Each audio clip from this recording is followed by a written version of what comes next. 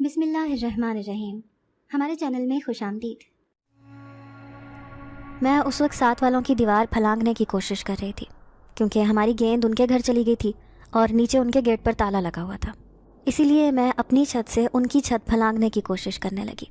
اس کوشش میں میرے گھٹنے اور کوہنیاں چھل گئی تھیں، لیکن پھر بھی میں اپنی کوشش میں لگی ہوئی تھی اور بہت مشکل سے میں دوسری طرف اتری، اپنی بال ڈھونڈ کر دوبارہ اپنی چھت پر پھینکی اور پھر بہت مشکل سے اس طرف سے چڑھ کر دوبارہ اس طرف کودی۔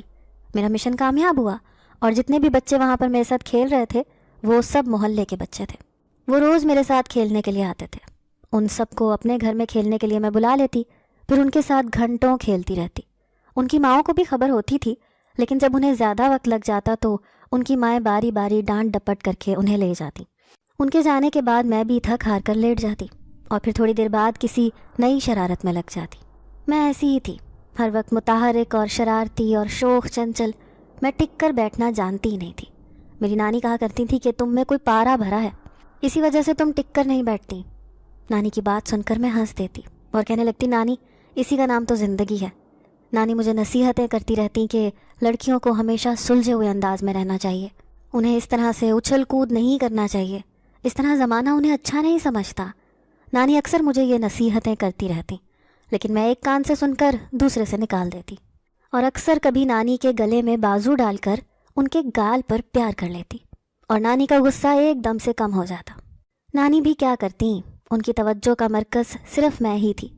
دراصل میری پیدائش کے وقت میری امی کا انتقال ہو گیا تھا، اسی لیے ابو کے گھر میں میری کوئی حیثیت نہیں۔ ابو مجھ سے محبت تو کرتے تھے، لیکن مجھے دیکھ کر انہیں امی کی یاد آتی تھی۔ یوں پہلے دن سے ہی مجھے نانی ہی سنبھال رہی تھی۔ پھر ابو کی اجازت سے وہ مجھے اپنے ساتھ ہی لے آئیں۔ ماموں اور مامی کے ساتھ رہتے نانی نے مجھے پال پوس کر جوان کیا۔ حالانکہ مامی کو میرا اس طرح یہاں پر آنا پسند نہیں تھا، وہ اکثر غصے میں بڑبڑاتی رہتی اور نانی کے ساتھ لڑائی جھگڑا کرتی۔ ان کا کہنا تھا کہ ماموں کی اتنی تنخواہ نہیں ہے کہ وہ یوں دوسروں کے بچے پالتے پھریں۔ گھر کا خرچ پورا کرنے میں مجھے دقت ہوتی ہے۔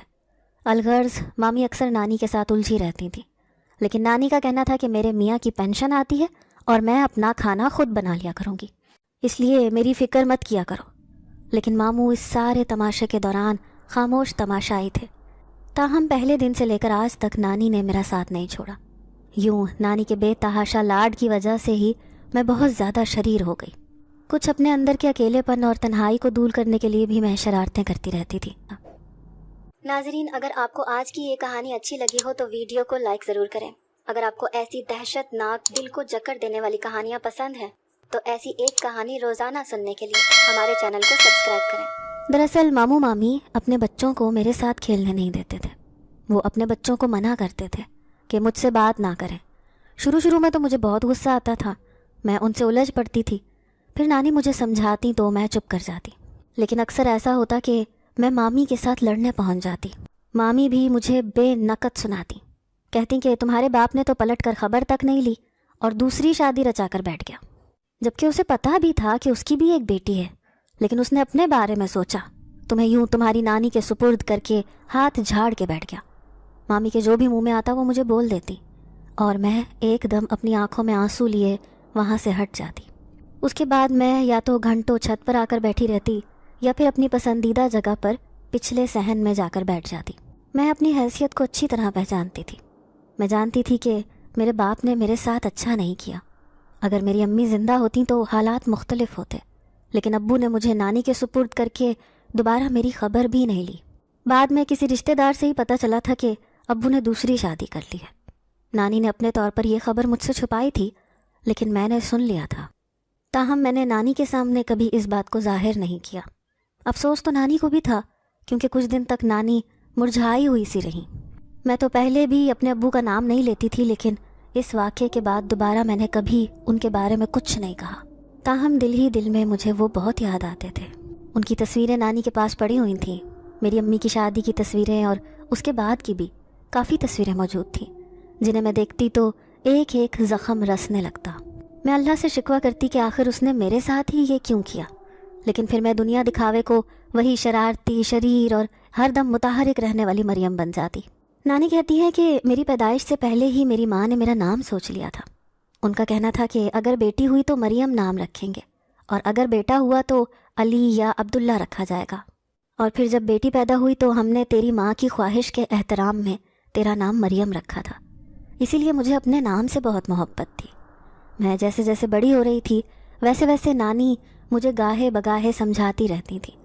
ان کا کہنا تھا کہ لڑکیوں کو ہمیشہ باادب رہنا چاہیے، انہیں آہستہ بولنا چاہیے، آہستہ ہنسنا چاہیے، آہستہ چلنا چاہیے، گھرداری میں طاق ہونا چاہیے۔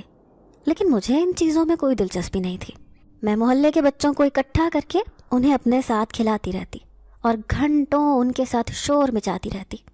مامی میری اس عادت سے بہت چڑھتی تھیں، لیکن مجھے روک نہیں پاتی تھیں۔ وہ بچے بھی جیسے اس انتظار میں ہوتے تھے، میں جیسے ہی انہیں پکارتی وہ سب کے سب بھاگے چلے آتے۔ انہیں بھی میرے ساتھ کھیلنے کا انتظار ہوتا تھا۔ ہم اسی طرح چھت پر کھیلتے رہتے، لیکن آج بچے مجھ سے کہنے لگے کہ ہماری گلی میں جس گھر میں امرود کا درخت لگا ہوا ہے وہاں پر اب پھل آ چکا ہے۔ امرود تو مجھے بھی بہت پسند تھے، اور میں اکثر جب وہاں پر پھل آتا تھا تو چوری چھپے جا کر توڑ لیتی تھی۔ آج بھی میں نے بچوں کی بات سنی اور انہیں اپنے ساتھ شامل کر کے اس درخت والے گھر کی طرف بڑھ گئی۔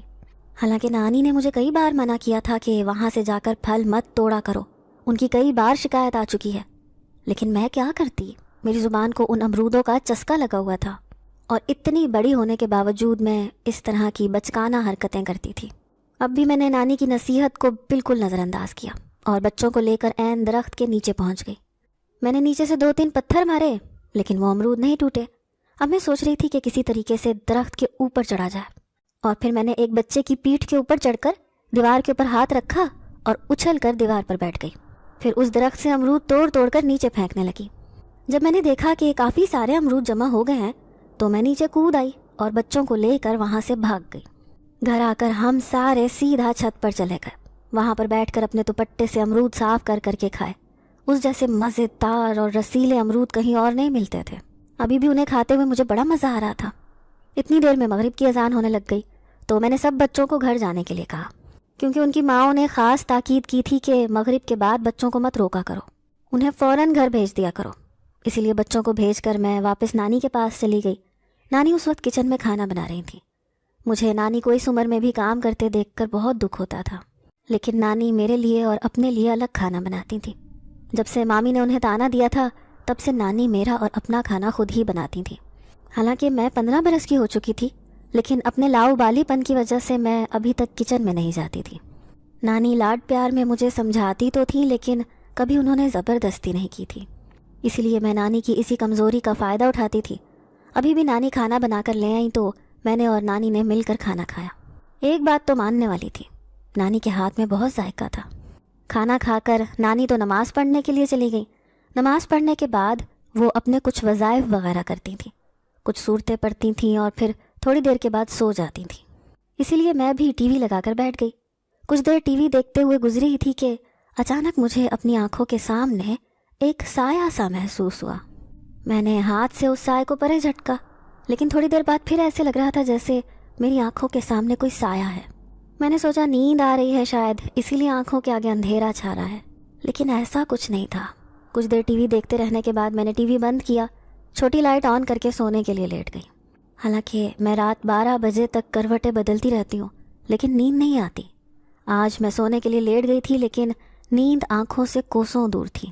ابھی مجھے لیٹے ہوئے کچھ ہی دیر گزری تھی کہ پھر ایک دم ایسے محسوس ہوا جیسے کمرے میں کوئی داخل ہوا ہے۔ میں نے آواز دی، نانی یہ آپ ہو؟ کیونکہ نانی کے علاوہ میرے کمرے میں اور کوئی بھی نہیں آتا تھا۔ لیکن میری آواز کے جواب میں جب کوئی آواز نہیں آئی تو میں ایک دم اٹھ کر بیٹھ گئی۔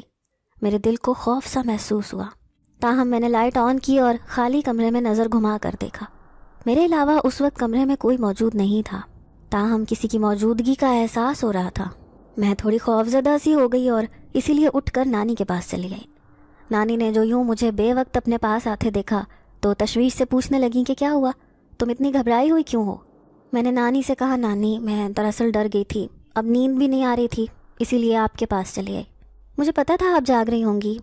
نانی نے ہاں میں سر ہلایا اور اشارے سے مجھے اپنی گود میں سر رکھنے کے لیے کہا۔ میں نے نانی کی گود میں سر رکھا تو نانی میرے بالوں میں انگلیاں پھیرنے لگی اور آہستہ آہستہ کچھ پڑھ کر میرے اوپر پھونکتی رہیں۔ مجھے ایک دم بہت سکون سا محسوس ہوا اور میں نے آنکھیں بند کر لیں۔ کچھ دیر بعد میں نیند کی گہری وادیوں میں اتر چکی تھی اور مجھے دنیا و مافیا کی کوئی خبر نہیں تھی۔ अगले दिन भी मैं स्कूल से आकर दोबारा बच्चों को इकट्ठा करके छत पर खेलने चली गई। मैं अभी चूँकि 10वीं में पढ़ती थी और अब मेरे इम्तिहान भी सर पर थे, इसीलिए नानी मुझे अक्सर डांटती रहती, कहती कि पहले इम्तिहान पास कर लो, उसके बाद कितनी लंबी छुट्टियाँ होंगी, फिर जैसे मर्ज़ी खेलना। लेकिन नानी की बात का मुझ पर कम ही असर होता था। अभी भी मैं अपनी पढ़ाई की टेंशन भुलाए छत पर बच्चों के साथ खेल रही थी कि एकदम मुझे ऐसा महसूस हुआ जैसे छत की सीढ़ियों में कोई बैठा है। मैंने अपनी पलकों को झपका, दोबारा देखा तो वहाँ पर कुछ नहीं था, लेकिन तब तक मेरा ध्यान खेल की तरफ से हट चुका था और इतने में मैं आउट हो चुकी थी। बच्चों ने मिलकर शोर मचा दिया क्योंकि मैं बहुत कम आउट होती थी और बच्चे मुझे जब भी आउट करते तो बहुत खुश होते थे। उस वक्त भी कुछ ऐसा ही हुआ। मैं आउट होकर बाहर आकर एक तरफ खड़ी हो गई। मैंने बच्चों के साथ बहस भी नहीं की। मेरा ध्यान सीढ़ियों पर बैठे उस वजूद की तरफ था जो पहले दिखाई दे रहा था लेकिन अब वहाँ पर नहीं था। मैं सोच में पड़ गई। न जाने वो मुझे नज़र भी आया था या फिर मेरी नज़र का धोखा था। कुछ समझ नहीं आ रही थी आखिर मेरे साथ क्या हुआ। मैं कई दिन तक इसी में उलझी रही, लेकिन फिर सब कुछ झटक दिया क्योंकि उन्हीं दिनों में मेरे इम्तिहान शुरू हो गए और मैं अब फिर सारे खेल भुलाए पढ़ने में मसरूफ़ हो गई। मैंने किसी भी किस्म के खेल में कोई हिस्सा नहीं लिया क्योंकि मैं अपनी पढ़ाई के मामले में ऐसी ही थी। भले मैं सारा साल किताब ना खोलती, लेकिन पेपरों के दिनों में मैं जान मार देती थी और ये शुक्र है कि मैं इतनी ज़हीन थी कि बहुत अच्छे नंबरों से पास हो जाती थी। अब भी ऐसे ही हुआ। पेपरों में मैंने दिन रात मेहनत की और फिर जैसे ही पेपर ख़त्म हुए मैंने सुख का सांस लिया और अब दोबारा से मेरी वही सब शरारतें थीं और वही मैं थी। नानी जो इतने दिनों से सुकून से जी रही थी अब फिर एकदम बौखला गई। मुझे कहने लगी कि मेरा तो ख्याल था चंदा तुम अब थोड़ी संजीदा हो गई होगी, लेकिन तुम तो अभी भी वैसी हो। नानी ने सर पर हाथ मारते हुए कहा तो मैं हंसने लगी। कहने लगी, नानी भला मैंने क्यों बदलना है, मुझे तो ऐसे ही रहना है। और आप आज कड़ी पकौड़ा बना लें, मेरा बहुत दिल कर रहा है।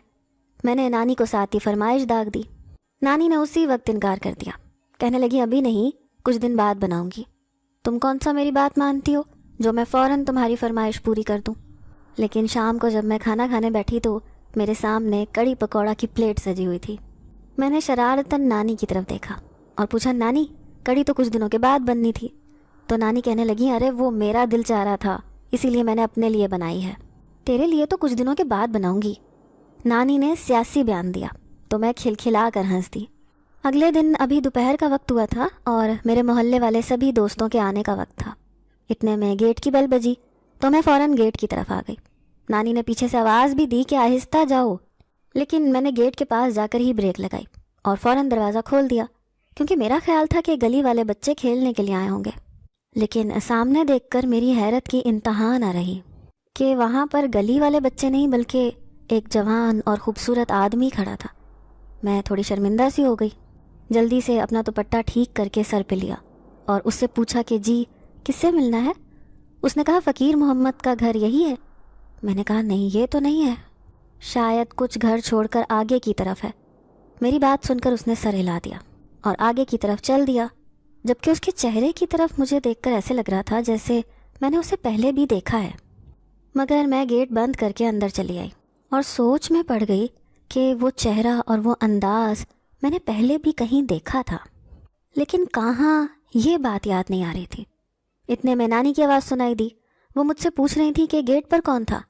मैं उन्हें ये कहती हुई ऊपर चली आई कि कोई अंकल फ़कीर के बारे में पूछ रहा था। मैंने उनके घर का बता दिया है। उसके बाद मैं छत पर चली आई। यहाँ पर आकर भी मेरे जहन पर वही शख्स सवार था जो मुझे देखा भाला लग रहा था। मैं इधर उधर टहलने लगी और फिर अचानक मेरी नज़र सामने सीढ़ियों पर पड़ी और मुझे हैरत का शदीद झटका लगा जब मुझे याद आ गया कि मैंने उस शख्स को कहाँ देखा था। दरअसल वो शख्स और कुछ दिन पहले सीढ़ियों में बैठा हुआ शख्स, दोनों की शक्लें इतनी मिलती थीं कि मुझे यही गुमान था कि सीढ़ियों पर बैठा हुआ शख्स वही है, इसीलिए वो मुझे देखा भाला लग रहा था। लेकिन ये सोचकर मेरे पूरे वजूद में एक खौफ की लहर दौड़ गई कि अगर गेट पे आने वाला शख्स और सीढ़ियों पर बैठा हुआ शख्स एक ही था तो फिर उस दिन वो हमारे घर में कैसे आया। और अब भी सीढ़ियों की तरफ देखते हुए मुझे फिर से शदीद खौफ महसूस हो रहा था। इसीलिए जैसे ही बच्चे खेलने के लिए आए तो मैं, जो कि पहले ही इतनी ज़्यादा खौफज़दा थी, इसलिए मैंने उन्हें भगा दिया और नीचे दादी के पास चली आई। दादी ने जो यूँ मुझे इस वक्त देखा तो हैरान हुई। कहने लगी, क्या बात है चंदा, तेरी तबीयत तो ठीक है? मैं सुस्ती से एक तरफ बढ़ गई। कहने लगी, दादी तबीयत तो ठीक है, बस न जाने क्यों दिल उदास है।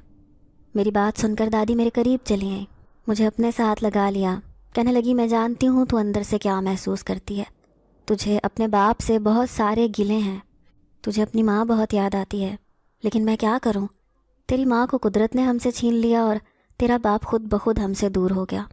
मैं इसीलिए कोशिश करती हूँ कि तुझे भरपूर मोहब्बत और तवज्जो दूँ, लेकिन शायद मेरी मोहब्बत और तवज्जो में कोई कमी है, इसीलिए तू उदास उदास रहती है। दादी की बात पर मैंने तड़प कर उन्हें अपने साथ लगा लिया और कहा, नहीं नानी, ऐसी बात नहीं है। दरअसल आजकल मैं कुछ उलझन का शिकार हूँ। एक चेहरे को देखकर ऐसा लगा था जैसे उसे पहले भी कहीं देखा है, बस इसी बात से उलझी हुई हूँ।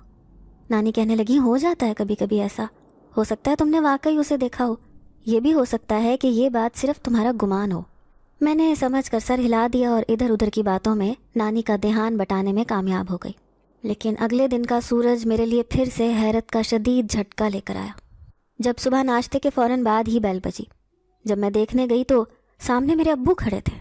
मैं उन्हें देखकर इतनी ज़्यादा शदीद हैरान हुई कि ना तो उन्हें अंदर आने का कहा, ना ही किसी किस्म का कोई रद्द अमल दिया। वो भी चंद लम्हे खड़े मुझे देखते रहे, फिर कहने लगे, तुम मरियम हो ना? उनके कहने पर मैंने एक बार हाँ में सर हिलाया और कहा, जी मैं मरियम हूँ, और चुपचाप वापस अंदर की तरफ चली गई। गेट मैंने खुला छोड़ दिया था क्योंकि मुझे पता था कि वो अंदर आएंगे। ताहम उस वक्त मैं अजीब सी कैफियत का शिकार थी। मुझे अपने अब्बू का इस तरह यहाँ आना समझ नहीं आ रहा था। आखिर वो इतने अरसे के बाद यहाँ पर क्यों चले आए?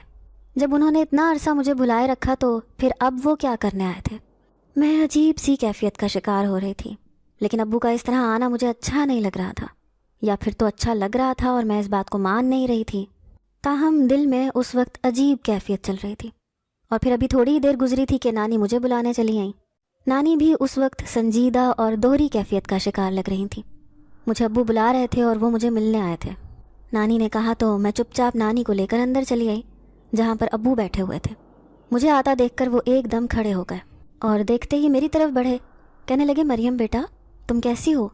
उन्होंने आगे बढ़कर मुझे सीने से लगाना चाहा, ताहम मैंने अपने हाथ के इशारे से उन्हें रोक दिया और कहा, जी कहिए, क्या कहना है आपको? मेरा सर्द रवैया देखकर वो ज़रा चुप से हो गए और उनके चेहरे पर एक साया सा लहरा गया। मैं मजबूती से वहीं खड़ी रही। वो चंद लम्हे मुझे देखते रहे, फिर कहने लगे, मरियम बेटा मैं जानता हूँ कि मैंने तुम्हारे साथ बहुत ज़्यादतियाँ की हैं।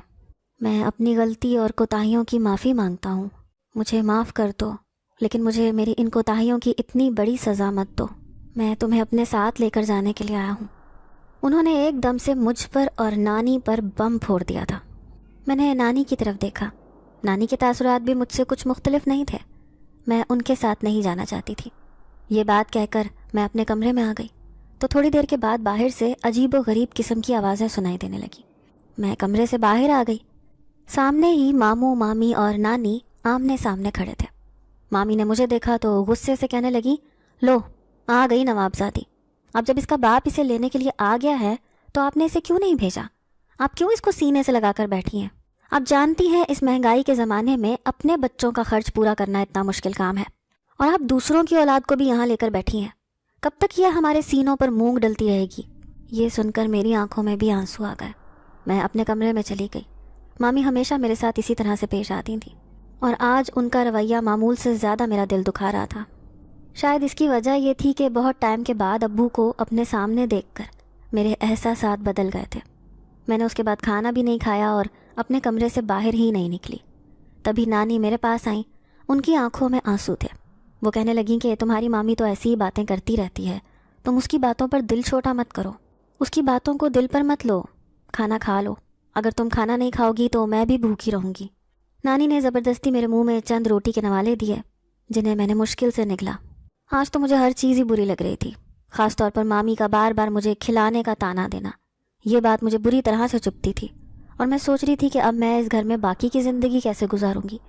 अगर अब्बू के साथ चली जाती तो ना जाने मेरी सौतेली माँ मेरे साथ क्या सलूक करती, वो मेरे साथ कैसे पेश आती।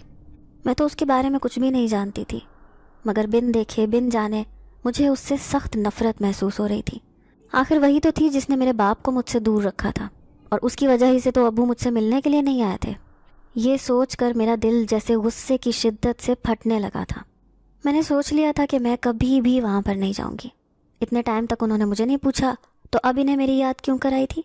میں نے فیصلہ کر لیا کہ اگر میں وہاں گئی بھی تو اپنی سوتیلی ماں کا جینا حرام کر کے رکھوں گی۔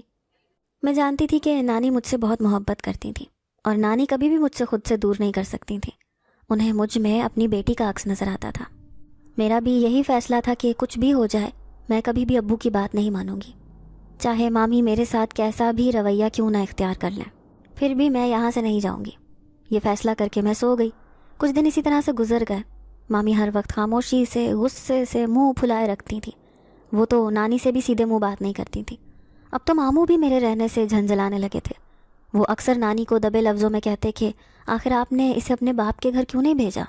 آخر کب تک ہم یوں جوان پرائی لڑکی کی ذمہ داری اٹھاتے رہیں گے؟ ماموں کی بات سن کر نانی غصے سے آگ بگولا ہو گئی۔ کہنے لگی یہ کسی کی نہیں، میری نواسی ہے، میری بیٹی کی بیٹی ہے۔ تم بھی اپنی بیوی کی زبان بولنے لگے ہو، تم اس کے بارے میں ایسی بات کیسے کر سکتے ہو؟ تب مجھے بہت دکھ ہوا تھا۔ میں نے نانی سے کہا کہ آپ مجھے ابو کے گھر جانے دیں، کب تک آپ مامی اور ماموں سے باتیں سنتی رہیں گی؟ نانی نے مجھے اپنے گلے سے لگا لیا۔ کہنے لگیں کہ میرے ہوتے ہوئے کوئی تمہیں کچھ بھی نہیں کہہ سکتا، تم دوسروں کی باتوں کو دل پہ مت لو۔ اس دن بھی میں حسب معمول بچوں کے ساتھ چھت پر کھیلنے میں مصروف تھی۔ مجھے ارد گرد کا بالکل بھی کوئی ہوش نہیں تھا، اور میں نے یہ بھی نہیں دیکھا کہ سامنے چھت پر کھڑا لڑکا کتنی دیر سے مسلسل مجھے گھورے جا رہا تھا۔ اسی وقت مامی چھت پر آئیں۔ انہوں نے اس منظر کو بہت غور سے دیکھا۔ ان کے ہونٹوں پر عجیب سی مسکان پھیل گئی۔ میں نے انہیں یوں مسکراتے ہوئے اکیلے دیکھا تو مجھے یہ بات بہت عجیب لگی، کیونکہ مامی ہر وقت غصے میں ہی رہتی تھی۔ روزانہ کالج سے واپس آنے کے بعد میں چھت پر بیٹھ کر بچوں کے ساتھ کھیلتی تھی۔ کبھی امرود کھاتی تو کبھی کچی اموڑیاں کھاتی، کبھی چھپن چھپائی کھیلتی۔ اتنے میں وہ لڑکا بھی مسلسل اپنی چھت پر گھومتا رہتا تھا۔ اس دن ہم سب مل کے امرود کھا رہے تھے جب میرے پاس ایک بچہ آیا۔ کہنے لگا کہ یہ خط آپ کو اس بھائی نے دیا ہے۔ یہ دیکھ کر میں حیران پریشان رہ گئی، اور جب اس لڑکے کی طرف دیکھا تو وہ اشارے سے کچھ کہنے کی کوشش کر رہا تھا۔ میں نے بنا دیکھے خط کو پھاڑ کر پھینک دیا۔ میری طرف سے اس کے لیے یہ بہترین جواب تھا۔ اب میں نے احتیاط کرنی شروع کر دی۔ میں بہت کم چھت پہ جاتی۔ میں نے یہ بات نانی کو نہیں بتائی تھی۔ میرے لیے یہ معمولی بات تھی، مگر نانی یہ سن کر پریشان ہو جاتی۔ اس دن موسم بہت اچھا ہو رہا تھا۔ میرے لیے ایسے موسم کا مزہ چھت پر جا کر ہی دوبالا ہوتا تھا۔ جب میں چھت پر گئی تو ہمیشہ کی طرح ارد گرد سے بے نیاز ہو گئی۔ تبھی کچھ دیر کے بعد میرے پاس ایک پتھر آ کے گرا۔ میں نے سر اٹھا کے دیکھا تو وہ لڑکا میری طرف دیکھ رہا تھا۔ اب اس نے پتھر پر ایک کاغذ لپیٹ کر میری طرف پھینکا۔ اسی وقت مامی اور ماموں اوپر آ گئے۔ انہوں نے یہ منظر دیکھ لیا۔ میرے ماموں اور مامی کی طرف کمر تھی، جبکہ وہ لڑکا ان دونوں کو دیکھ کر نیچے بھاگ گیا۔ میں نے پتھر اٹھا کر وہ کاغذ کھولا تو اس پر لکھا ہوا تھا، تم اتنے دنوں سے چھت پر کیوں نہیں آ رہی؟ میں روز تمہارا انتظار کرتا ہوں اور تم نے میری بات کا جواب ہی نہیں دیا۔ تبھی ماموں نے میرے ہاتھ سے وہ خط چھین لیا۔ ان کے چہرے کے زاویے بگڑنے لگے۔ وہ مجھے کھینچتے ہوئے چھت سے نیچے لے گئے اور جا کر نانی کے پاس پٹخا۔ کہنے لگے کہ دیکھ لیں اپنی نواسی کے کرتوت، یہ گل کھلا رہی ہے یہ۔ نانی ناسمجھی سے ان کی طرف دیکھنے لگی۔ ماموں نے اپنی آنکھوں دیکھی تمام روداد نانی کو بتائی۔ نانی کسی بھی طرح اس بات پر یقین کرنے کو تیار نہیں تھی۔ وہ اس بات کو مان ہی نہیں سکتی تھی، اور میں بے گناہ ہوتے ہوئے سب کی نظروں میں مجرم بن گئی۔ اب مامی کو بھی خوب موقع مل گیا۔ وہ بڑھ چڑھ کر مجھے برا بھلا کہنے لگی۔ ماموں نے بھی صاف لفظوں میں کہہ دیا کہ میں اب اس کی ذمہ داری نہیں اٹھا سکتا، اس کو اس کے باپ کے گھر بھیج دیں۔ تبھی نانی نے مجبوراً روتے ہوئے ابو کو فون کیا۔ انہیں کہا کہ اپنی امانت اپنے گھر لے جاؤ۔ وہ ساری رات میری آنکھوں میں کٹی۔ میں رو رو کر بے حال ہو چکی تھی۔ مجھے کچھ سمجھ نہیں آ رہا تھا کہ یہ سب کیا ہوا تھا۔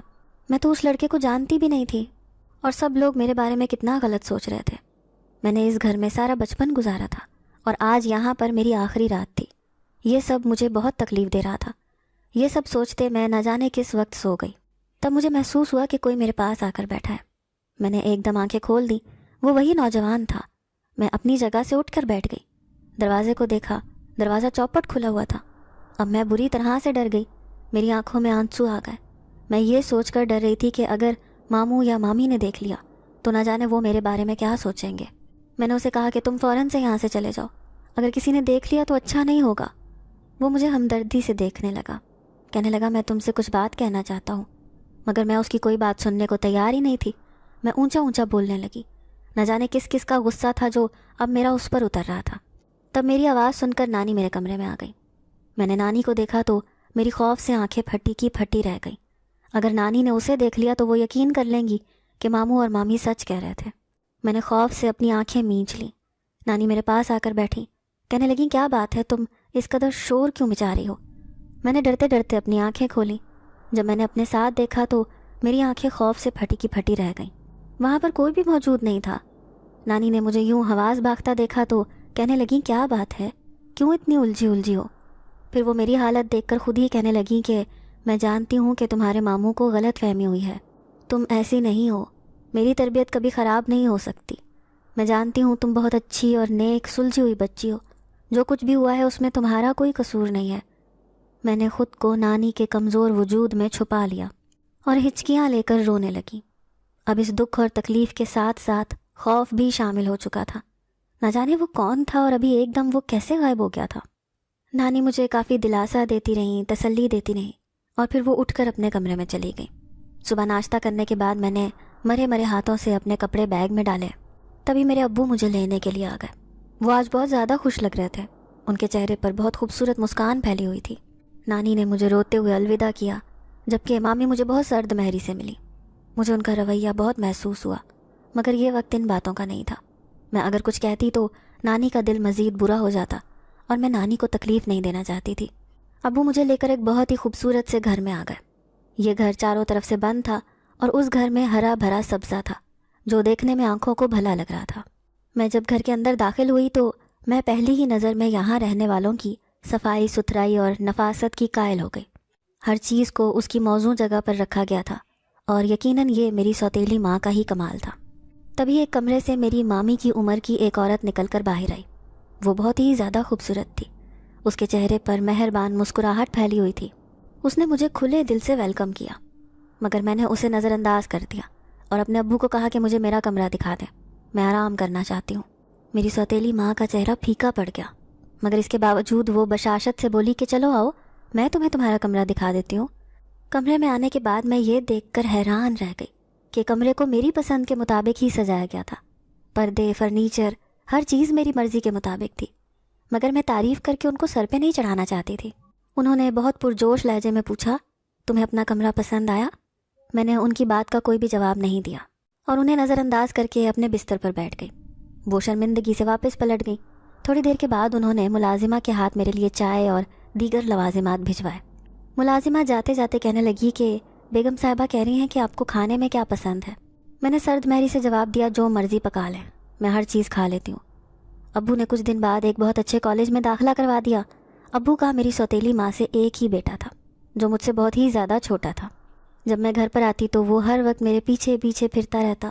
اس کی زبان مجھے آپ ہی کہتے ہوئے نہیں تھکتی تھی، مگر میں اسے بھی نظر انداز کر دیا کرتی۔ حالانکہ مجھے بچے بہت اچھے لگتے تھے اور میرا تو وقت بچوں کے ساتھ کھیلتے ہوئے ہی گزرتا تھا۔ وہ بھی بہت گولو مولو سا تھا، اس کو دیکھ کے میرا دل اس کی طرف ہمکتا تھا، مگر میں نے خود پر پتھر رکھ لیا تھا۔ میں اپنی سوتیلی ماں کو کوئی خوش فہمی میں مبتلا نہیں ہونے دینا چاہتی تھی۔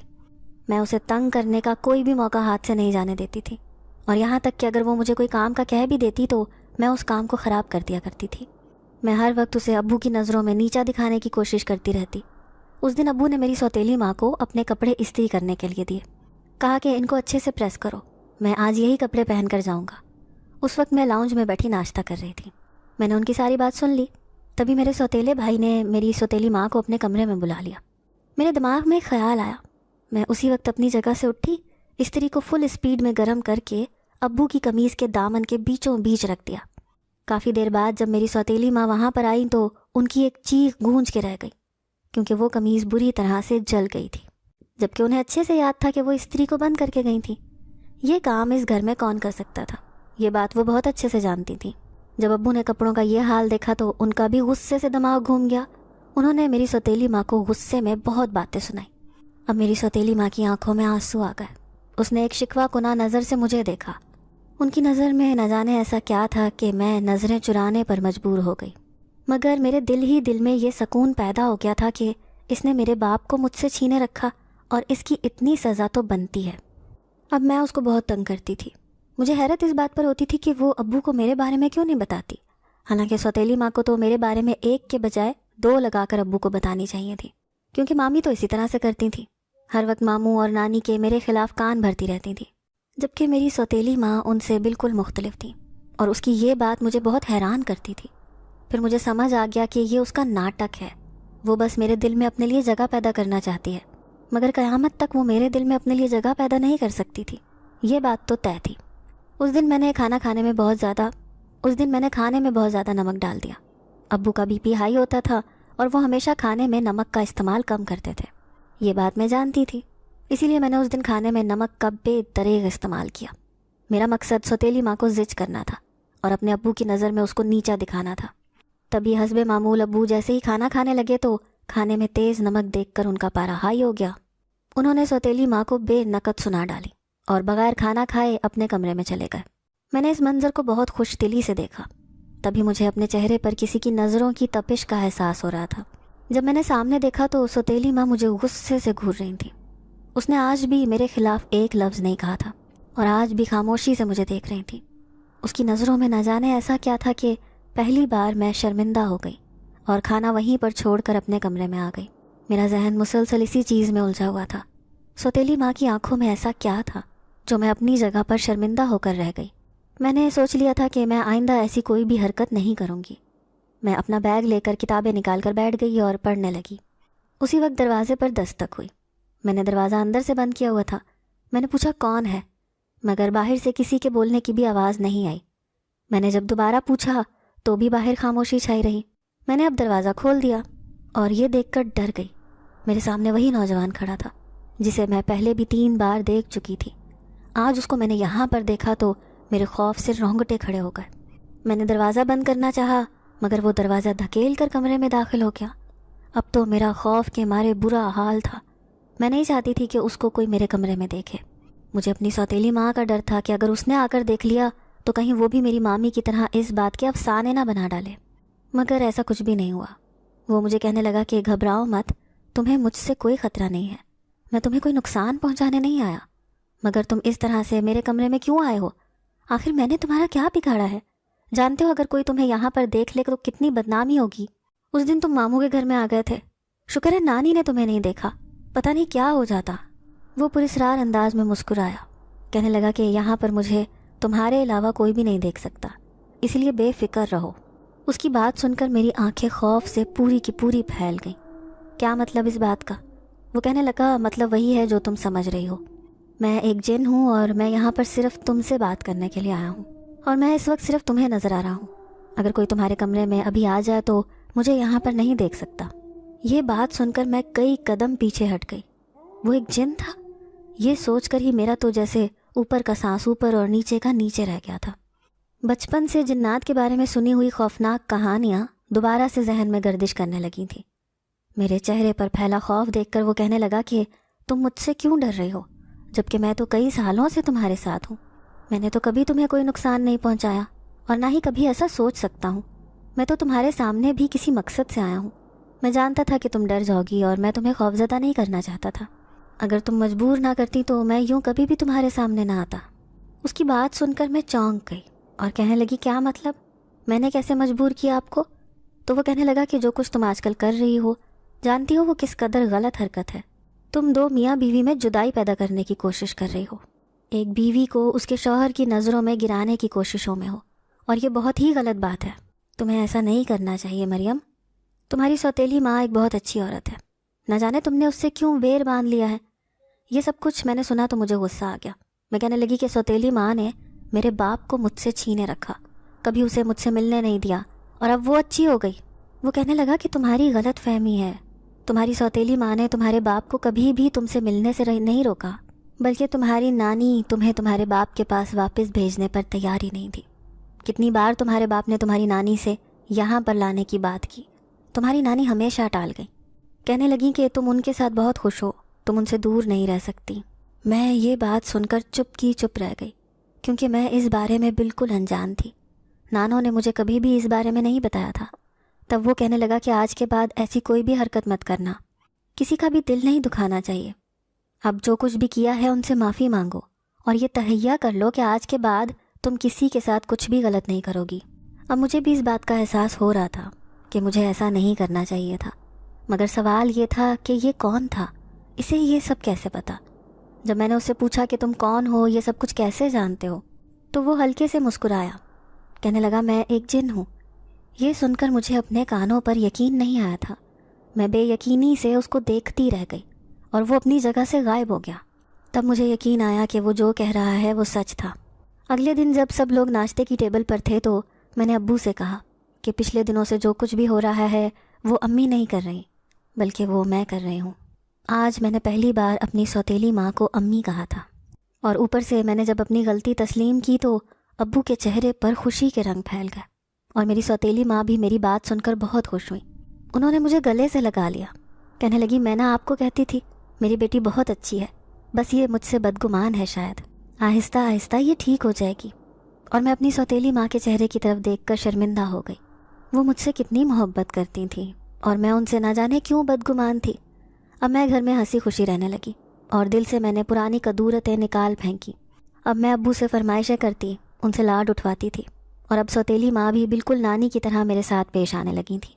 وہ اچھی بات پر مجھے شاباشی دیتی اور بری بات پر، غلط بات پر مجھے ڈانٹ بھی دیا کرتی تھیں۔ اب جب مجھے کالج سے چھٹیاں ہوئیں تو میں نے ابو سے کہا کہ میں کچھ دن نانی کے گھر میں رہنا چاہتی ہوں۔ ابو کہنے لگے کہ جلدی واپس آ جانا، تمہارے بغیر اب یہ گھر سونا سونا سا لگتا ہے۔ جب میں نانی کے گھر آئی تو نانی مجھے خوش باش دیکھ کر سرشار سی ہو گئی، اور مامی کا رویہ ویسا ہی تھا۔ انہوں نے ایک دن تو میرے ساتھ اچھے طریقے سے بات کی، اور جب میں کچھ دن وہاں پر رکی رہی تو ان کے ماتھے پر پھر سے بل پڑ گئے۔ وہ سمجھنے لگیں کہ شاید میں ہمیشہ سے وہاں پر رہنے کے لیے آ گئی ہوں۔ تبھی وہ دوبارہ سے اپنی پرانی جون میں واپس آ گئی۔ میں نے مامی کا یہ رویہ دیکھا تو مجھے بہت دکھ ہوا۔